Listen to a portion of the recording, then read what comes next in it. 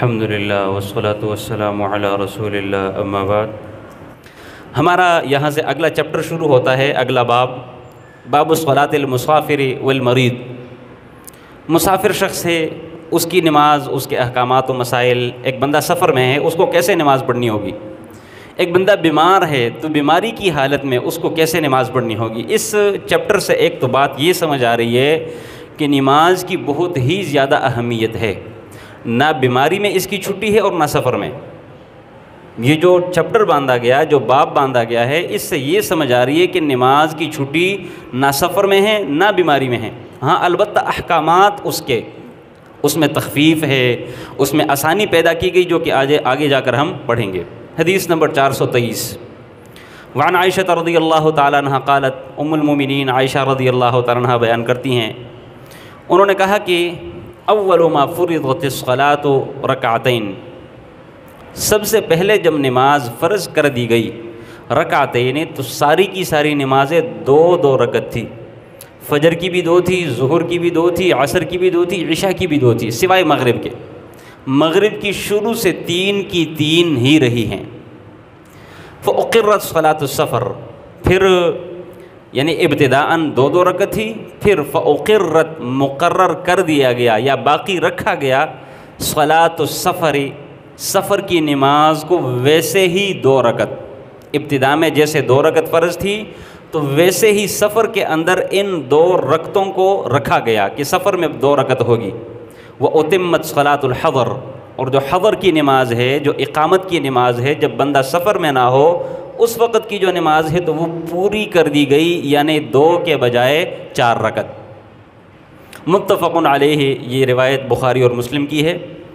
وللبخاری، امام بخاری علیہ الرحمہ نے یہ الفاظ نقل کیے، ثم ہاجر، پھر اللہ کے نبی نے ہجرت کی، ففرضت 4، اور اس کے بعد پھر 4 رکعت فرض کر دی گئی۔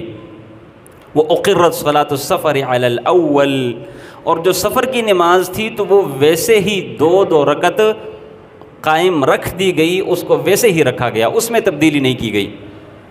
زاد احمد، امام احمد بن حنبل نے کچھ مزید الفاظ بھی نقل کیے ہیں، الا المغرب، سوائے مغرب کی نماز کے، فانها وتر النہار، کیونکہ یہ دن کی طاق نماز ہے۔ وتر کا معنی ہے طاق، یعنی دن کی طاق نمازوں میں سے ایک نماز مغرب کی 3 رکعت، شروع سے یہ نماز 3 رکعت تھی اور بعد میں بھی 3 ہی رکھی گئی۔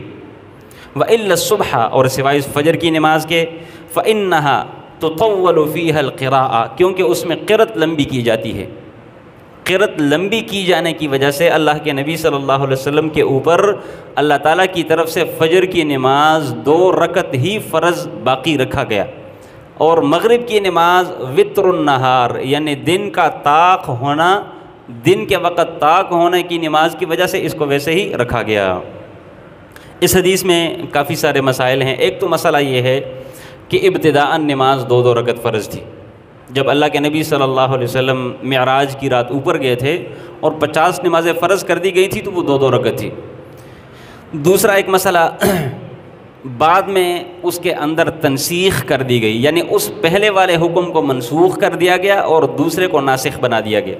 تو معلوم یہ ہوا کہ کافی سارے مسائل اسلام کے ایسے ہیں جو کہ ابتداءً کچھ اور تھے اور بعد میں لوگوں کو دیکھ کر، ان کے فائدے کو دیکھ کر اللہ تعالیٰ نے اس پہلے والے کو منسوخ کر دیا اور بعد والے کو ناسخ بنا دیا۔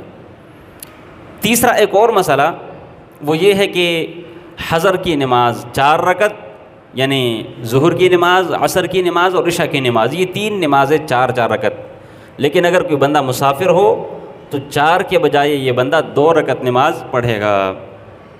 آخری حدیث ہماری آج کی کلاس کی، حدیث نمبر 424، وعن عائشہ رضی اللہ تعالی عنہ، عائشہ رضی اللہ تعالی عنہ ام المومنین سے مروی ہے، ان النبی صلی اللہ علیہ وسلم کان یقصر فی السفر وَيُتِمُّ وَيَصُومُ وَيُفْطِرُ، اللہ کے نبی صلی اللہ علیہ وسلم کی کیفیت یہ تھی، ان کا معاملہ یہ تھا کہ سفر میں اللہ کے نبی قصر نماز پڑھا کرتے تھے۔ قصر کا معنی 2 رکعت نماز پڑھنا، وَيُتِمُّ، پورا بھی پڑھا کرتے تھے، یعنی کبھی 2 رکعت پڑھ لی، کبھی 4 رکعت پڑھ لی، وَيَصُومُ وَيُفْطِرُ، اور اللہ کے نبی صلی اللہ علیہ وسلم سفر کے دوران کبھی روزہ رکھ لیتے، وَيُفْطِرُ، اور کبھی روزہ چھوڑ دیتے، یعنی اس میں امت کو اختیار ہے۔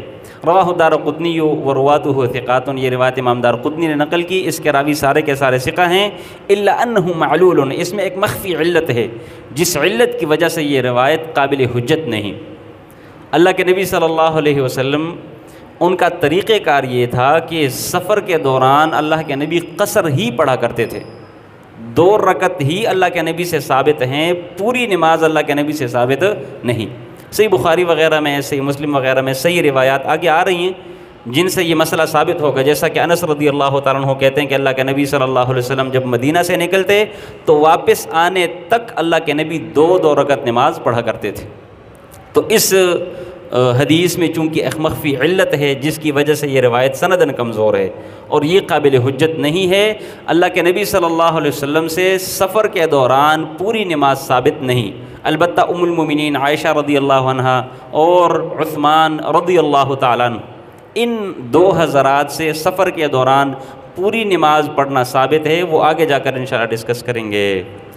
سبحانک اللہم و بحمدک، اشہد ان لا الہ الا انت، استغفرک۔